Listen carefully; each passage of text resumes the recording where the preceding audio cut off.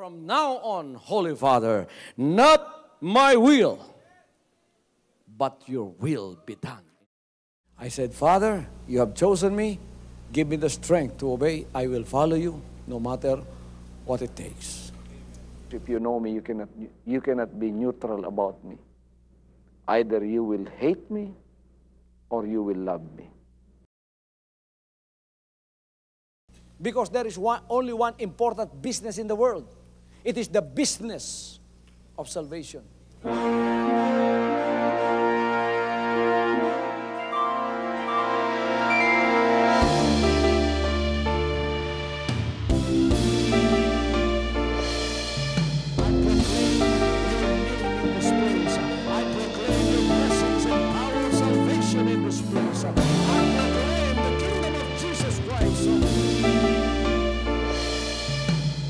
As I am concerned, and as far as the work of God is concerned, we have reached the end. Last September 13, 2003. When you find God, you find His love. Because God is love. Ganon ang pag-ibig ng Panginoon. Walang katapusan na yan ay bumabalik-balik sa atin. If you want to receive, you have to give. Receive it by faith and say, Lord, I will touch up. Because the game plan of God was to save us from seeing through the power of love. He has completed His salvation works in the Spirit. After April 13th, the door is open for everyone to come. The salvation works of the Father is now completed in me. Salvation is here.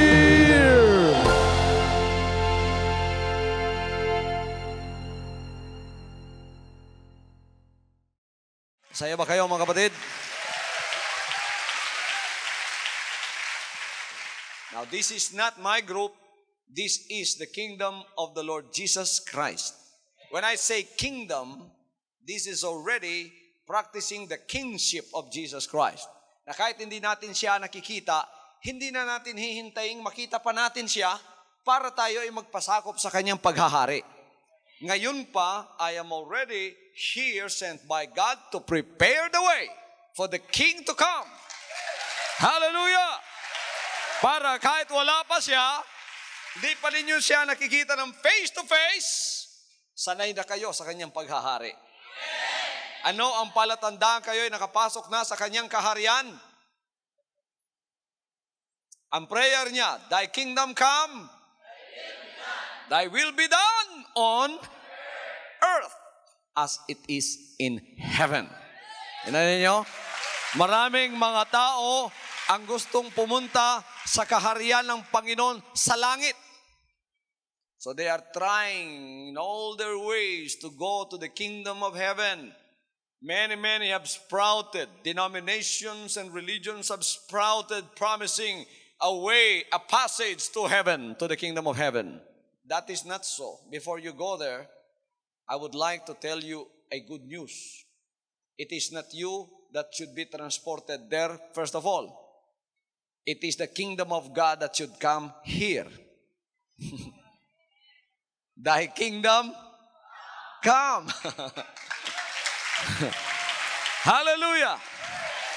And the only sign that the kingdom of God has come is when His will is done on earth. Yung pinakamahirap yun. Nung ako'y pinadala ng Diyos, pasimula, etong itinuro ko, ang kalooban niyang masusunod, malapit na akong pinatay ng mga tao. Sapagkat wala daw makakasunod sa kalooban ng Diyos dito sa lupa. Ang tao daw habang nandito makasalanan. Tao daw siya, wala. Mga kaibigan, the devil tried to deny that. The devil tried to block that. The devil tried to hinder that. But I am going to tell you, the truth is going to remain the truth. We shall know the truth, and the truth shall set us free. Thank God for the good shepherd. He's not only our good shepherd, he's our king. So dito sa ating binasa kanina, ito'y claim ng ating pinakamabuting pastor. This has been the source of comfort and assurance to believers down through the centuries. Many of those that have gone before us have had this source of inspiration by knowing that Jesus Christ is the Good Shepherd. But when Jesus Christ came and this claim was made, you know what happened? Some of his hearers were so incensed against him that they tried to kill him. Once again, showing the challenging and controversial claims of our Savior, Jesus Christ. Nung sinabi niyang, ako ang mabuting pastor, mga kapatid, hindi na matanggap ng mga tao yun. Doon din sa Araneta, nung sinabi kong, ako'y pinahira ng langis. I am anointed of God. Akala niyo, ang lahat ng mga butil siguro, masaya sila. Sinabi lang, praise God, yan ang totoo. Pero merong mga nagalit doon. Merong nag-react, nagalit sa akin, at sinabing, pinahiran daw ng langis. Ang ibig pala lang sabihin, kami pala, hindi pinahiran ng langis. Kaya ngayon, makipapansin ninyo, napakarami na nagdadala ng Jesus Christ. Nalilito na yung tao. Sinabi nilang, kayo ba'y kasama ni Pastor? Kasama. They ride on the popularity of the program that we have. Nakilala ng tao, Jesus Christ, the name above every name. Ayun, mga kapatid, biglang-biglang nagsusulputan ng malalaking karatula, Jesus Christ, Jesus Christ, Jesus Christ, Jesus Christ. Kami rin, pinadala ng Panginoon, kami rin nagdadala. To put up a karatula that says Jesus Christ, that does not mean automatically that you are sent by God, because anybody can do that. Anybody can do that. That's very simple to do. That's just styrofoam, mga kapatid. Kukuha kayo ng artist, gagawa ninyo yan, isasabit ninyo doon sa harap ng bahay nyo, o kaya mag-arkila kayo ng hall, isasabit yan. That's it! But that's not it. Hindi ibig sabihin, nakapaglagay ka na, pinadala ka. No, no, no, no, no, no, no, no, no, no. It's not that easy. It's not that easy. Ops. Break muna. Huwag kayong magmadali. Pareho ang pangalan. Pareho ang pangalan. Pero yung buhay, iba naman. Aba, doon pala nagkamali. Ang buhay naman ay iba. Hallelujah. Tingnan ninyo. Pwede akong bumili ng ng sasakyan. Pwede akong bumili ng sasakyan. Ano ba, binili kong sasakyan? Nissan. Pagkatapos, mga kapatid, yung Nissan na yan, papalitan ko ang makina ng Toyota. Pero ang pangalan sa labas, Nissan. Hindi ibig sabihin na Nissan yan, Nissan na pati makina. Pwedeng ang pangalan sa labas, iba kaysa sa nasa loob. Madaling gawin yon. Kung sa mga tao sa labas, madaling gawin yon. Sa paglilingkod, madali rin gawin yon. Madali kang maglagay ng Jesus Christ dyan. Pero, pansinin ninyo, iba ang buhay. Yung buhay ng ipadadala ng Panginoon, kailangan pattern sa kanyang buhay. Hallelujah! Kaya nung sinabi ng Panginoon, ikaw ang padadala ko ng aking buhay. Drastically, my life changed. It changed drastically. There was a radical change that I cannot help. I was trying to hold on to my old life, but I cannot. All of my earthly ambitions, denominational ambitions, all of a sudden changed radically. Hindi ko na mapigilan. Isa-isa nawala lahat. Yung aking naimbak, naipon, nawala lahat. Yung lahat ng connection ko sa buhay, nawala lahat. My friends began to fade away. Para ba akong barkong galing sa pantalan, pagkatapos dahan-dahan umaalis sa pantalan, ang mga ilaw ng city, lumiliit, hindi ko mapigilan. Gusto man akong bumalik, hindi ako makabalik. Until ang aking personal life radically changed also.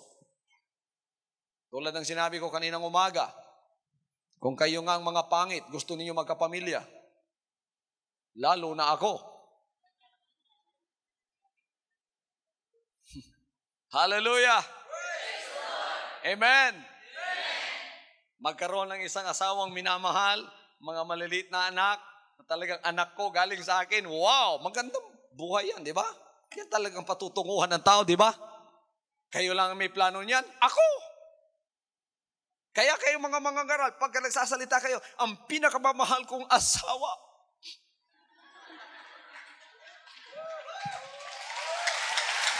Palagi kong naririnig yun. Pagka nangangaral, palagi kong naririnig yan. Anak ko, bago ako magsalita, kinukumusta ko at binabati ang aking pinakamamahal na asawa. Minsan katulong pa ninyo sa inyong ministry, di ba? Akala ninyo kayo lang ang may alam niyan? Ganyan din ang plano ko. Kayo nga ang yayabang ninyo, katsupoya pa yung mukha ng asawa nyo.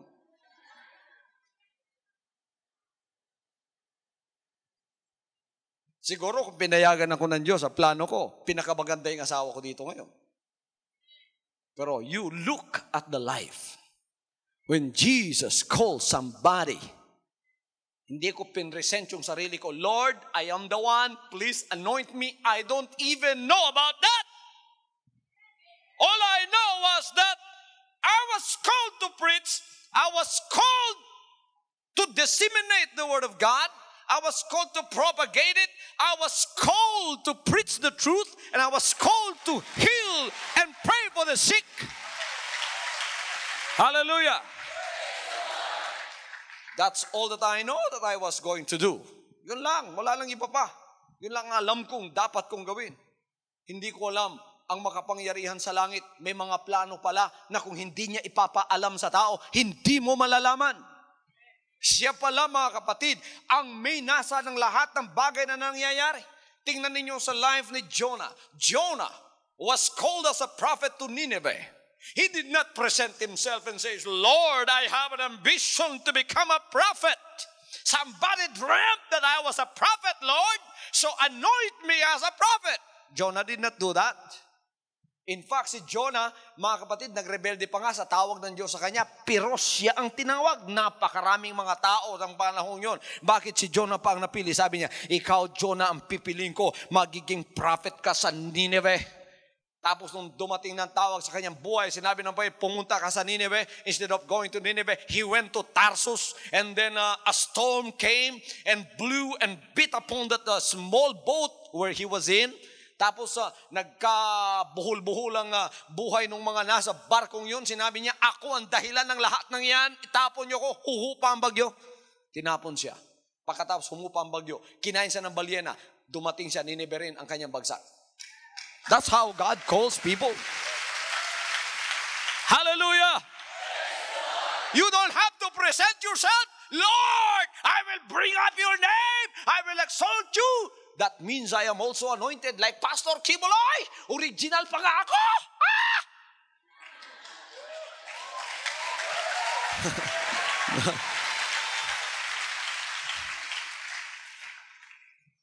Sa salita pa ng sanlibutan, pare ko, hindi ganyan ka-easy.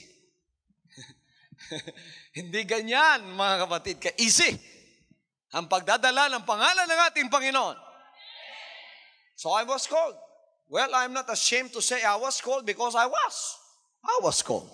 Tinawag ako na iba yung direksyon ng buhay ko. Ako ay papunta ng Tarsus, mga kapatid. Biglang-bigla, nagka-Nineveh na ang aking buhay. Nagkabagyo ang buhay ko. Hanggang isa-isa sa lahat ng aking mga ambisyon na pansarili, naaalis lahat sa buhay ko. Yung ako'y mag-aaral daw sa Amerika ng 3 taon. Pagkatapos daw ako'y babalik at misyonaryo na ako. Pagkatapos magkakaroon ako ng asawang Amerikana. Naku, napakagandang plano niyan. Yung lahat unti-unti ay nagbabagong lahat. Hindi ko mapigilan. Gusto ko man bumalik sa planong yun. I cannot because some power was behind me. Some calling was obviously behind me. And I cannot help it. I cannot help it. Ano man ang pigil ko, mga kapatid, para kung kambing na pumipigil sa plano ng makapangyarihan sa itaas na hindi ko alam, pinagagawa na pala niya sa akin ay hindi ko mapigilan. Hanggang nakita ko, nag-iisa na lang ako until I have left everything. And I have followed Him until He finally told me, I am the one calling you. Hallelujah. Kapag tawag ko sa iyo, anak, eto na ang calling ko sa buhay mo. Iwan mo lahat. Akong hinahanap mo, di ba? Opo, Panginoon. Eto ang buhay ko. Masikip ang daan. Makitid ang daan. Kokonti lang ang nakakakita ng daan ito. Sasama ka pa ba? Lord, kayo pong hinahanap ko. All the ambitions I have disappeared like bubbles until I found myself, I'm alone. Wala na lahat. Ano, anak, susunod ka ba sa akin? Etong buhay ko. Ikaw ay aking pipiliin pagkatapos dadala ng aking pangalan, ngunit yung buhay mo kailangan maging pattern ng buhay ko. Kaya? Lord, hindi ko po kaya yan. Kung hindi nyo pakakaya sa akin, give me the ability to do it. If you really have called me, give me the ability to do it. Kung di ka talaga bibigyan ng ability ng Diyos, ng kapangyarihan, hindi mo gagawa ang pinagagawa niya. So yun ang meaning ng, to them that receive Him, to them gave He power to become the children of God. Patotohanan kong ito'y pagtawag ng Diyos sapagkat ngayon ako'y nangangaral at nagdadala ng kanyang buhay, kanyang mga salita. I was given the instructions. What were the instructions given unto me? The instructions given unto me, you dedicate your life. You deny your life for my sake and dedicate it to me. You lay down your life for me. Iwan mo lahat. Iwan lahat. Oo, iwan mo lahat. Lahat, Panginoon, lahat. Pati girlfriend, lahat.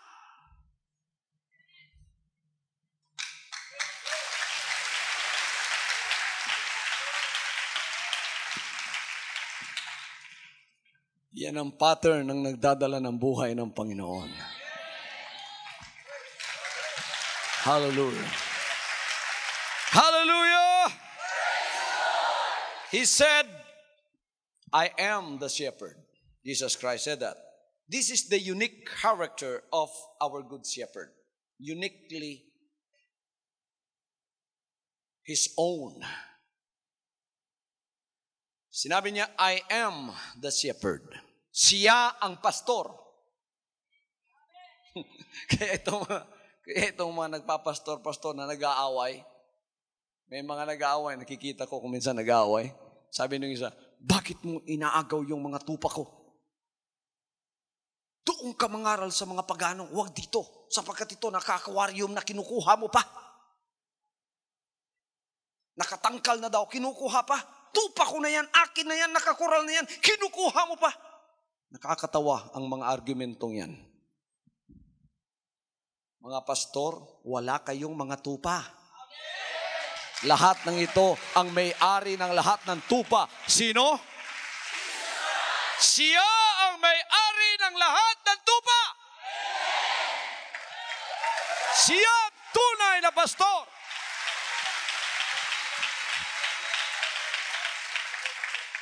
Pagka natapos na yung misyon ko, pagka natapos na yung aking calling dito sa lupang ito, kahit na yung pagiging pastor ko, isusurrender ko na kay Jesus Christ yan.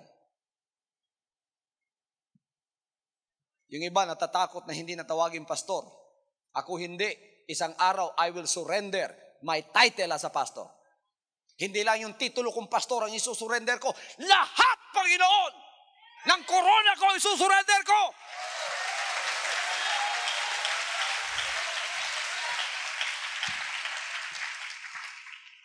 Maraming iba tinatawag dito, pero natatakot daw sila baka hindi na sila tawagin pastor, baka brother na lang.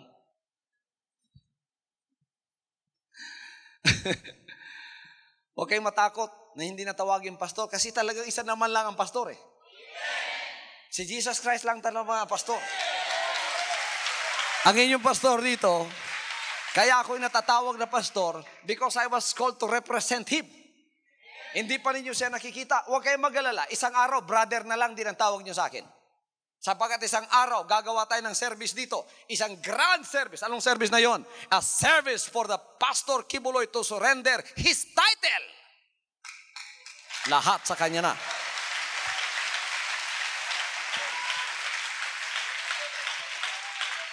Sa mga oras na yon, kahit anong itawag nyo sa akin, Apollo, pwede na rin.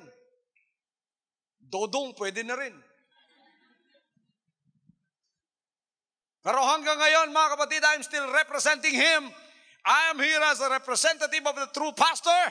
Pagka tinatawag niyo akong pastor, hindi ako yon, siya. Hallelujah. Sinabi niya, I am the shepherd. I am the shepherd, the good shepherd. Everybody says the good shepherd. In the Greek, the good means kalos. Ay, ibig sabihin, mabuting pastor. Kasi merong hindi mabuting pastor. Noong mga panahon ng Israel, merong hindi mabuting pastor. Sino yung hindi mabuting pastor? Yung nagpapastor, ngunit natutulog. Kita niyo sa Israel? When I went there, I saw the barren fields of the mountainside of Judea. And I saw shepherds like in Jesus' time. They were pasturing their sheep amongst the rocks and just a few grassy fields. Hindi po talagang laganap ang mga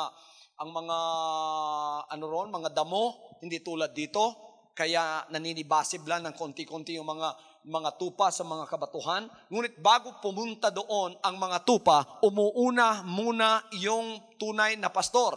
Tinitingnan ang lahat ng mga bato. All the crevices and the rocks have to be inspected for poisonous snake. Baka tokain yung mga tupa habang sila ay nanginginain ng mga damo doon. Kaya umuuna siya, ini-inspeksyon ng lahat ng mga butas, ng mga bato, binabaligtad lahat at tinitingnan na walang nakakasira sa mga tupa doon. At pagkatapos na makita niyang safe na, dadalhin niya ang lahat ng kanyang mga tupa doon. Pagkatapos ang lahat sa kanila ay binabantayan, baka may mga lobong makalusot. Kaya ang pastor na tunay, yung tunay, konti lang ang tulog nun. Kasi maraming kalaban ang tupa.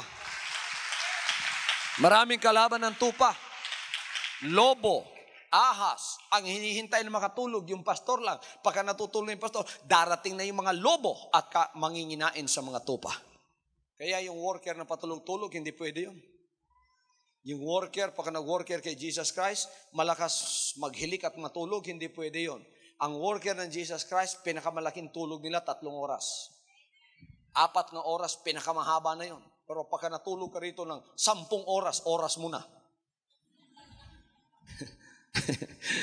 Hallelujah. Why was he called the Good Shepherd? Why was he called the Good Shepherd? He was called the Good Shepherd. Look at verse 12 and 13. But he that is an hireling and not the shepherd, whose own the sheep are not, seeth the wolf coming, and leaveth the sheep, and fleeth. And the wolf catcheth them, and scattereth the sheep. The hireling fleeth, because he is an hireling, and careth not for the sheep. Dito, makikita natin is the Good Shepherd because he cares deeply about the sheep. Malaki ang kanyang pag-aalaga, pag-aaruga sa mga tupa. Sinabi ng Panginoon dito, ang isang sinuhulan o yung binabayaran lang at hindi ang tunay na pastor, hindi siya ang may-ari ng mga tupa. Pagka nakita niya ang lobong dumarating, iniiwan ang mga tupa at kinakain sila ng mga tupa, ng mga lobo. At pagkatapos ginagawang ini-scatter yung mga tupa. Ano sa Tagalog yung ini-scatter? Pinangangalat ang tupa ng mga lobo. Sinabi rito, ang isang sinuhulan tumatakbo sapagkat siya sinuhulan. Suhol lang ang kanyang gusto. Tingnan niyo, wala palang care. Yung palang taong, yung palang worker o yung nagbabantay ng tupa na hireling, ganito pala yung attitude nun indifferent. Does not care. Sa Tagalog, walang malasakit. Bahala mo diha. Pero hindi pala ganon ang tunay na pastor. Ang ugali pala ng tunay na pastor, he careth for the sheep deeply. A hireling does not care for the sheep because he's just a hireling. Pagkatapos, makikita niyo sa verse 11, I am the good shepherd giveth his life for the sheep. Ako ang tunay na pastor, nagbibigay ng kanyang buhay para sa mga tupa. Binibigay ang lahat para sa mga tupa. Verse 15, as the Father knoweth me, even so know I the Father, and I lay down my life for the sheep. Binibigay ko ang aking buhay para sa mga tupa.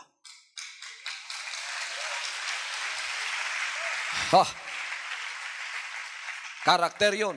Anak, upang ikaw ay maging replika at representative ng aking buhay, ibigay mo ang iyong buhay sa mga tupa. Praise the Lord. Bigay mo yung buhay sa mga tupa. Silang mahalin mo. You care deeply about them.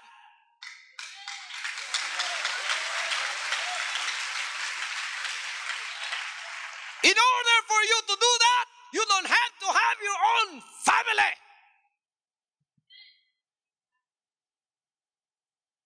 Hallelujah. Kaya wala akong ibang pamilya ngayon.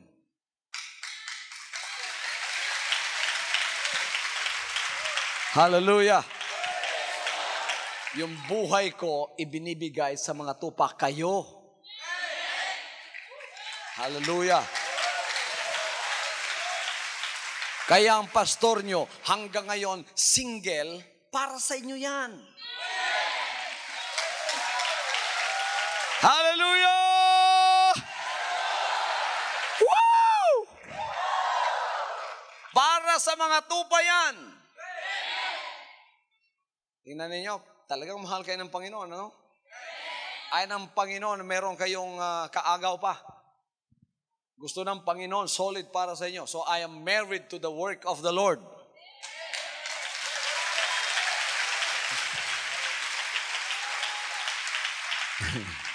Tapos sasabihin mo, I am also anointed like Pastor Kibuloy. Bago ako mangaral, kumusta ka, mahal kong asawa? Sa Bisaya pa, hilas. Ay lang mo papakaruning nun, oy, dala-dala mo sa ngalan sa Ginoo niya, tagdusin yung anak. Everybody say, praise the Lord. Praise the Lord. Amen. Ang dami-dami ko kasi nakikita kayo, Jesus Christ din eh. Tapos nilalagyan pa, original pa raw. Bisaya pa, hilasa, oy. Tapos bago mangaral, kumusta ang mahal kong asawa? Tama, hindi naman kasalanan yun. Yan pinag-uusapan natin dito, kung sinong pinadala. Yun ang pinag-uusapan dito. Gusto mo, pinadala ka rin? Gusto mo, pinadala ka rin? Anointed ka rin? Baka sabihin ng Panginoon sa'yo, iwan mo ang pamilya mo. Kaya mo? They that follow it after me shall carry their cross, leave everything behind. They that love wife, mother, father, brother, sisters more than me is not worthy of me. Baka ipadaan sa iyo yan. Sabi ng Panginoon, sige, gusto ko magdalos pangalan ko, daanan mo ito. Baka magkaroon ka ng trial ngayon, iwan ka ng asawa mo, anong mangyayari sa iyo? Ganito pala kahirap ang sumunod sa iyo, Panginoon. Hindi ko kaya. Yung mahal na asawa ko, bye-bye, Panginoon.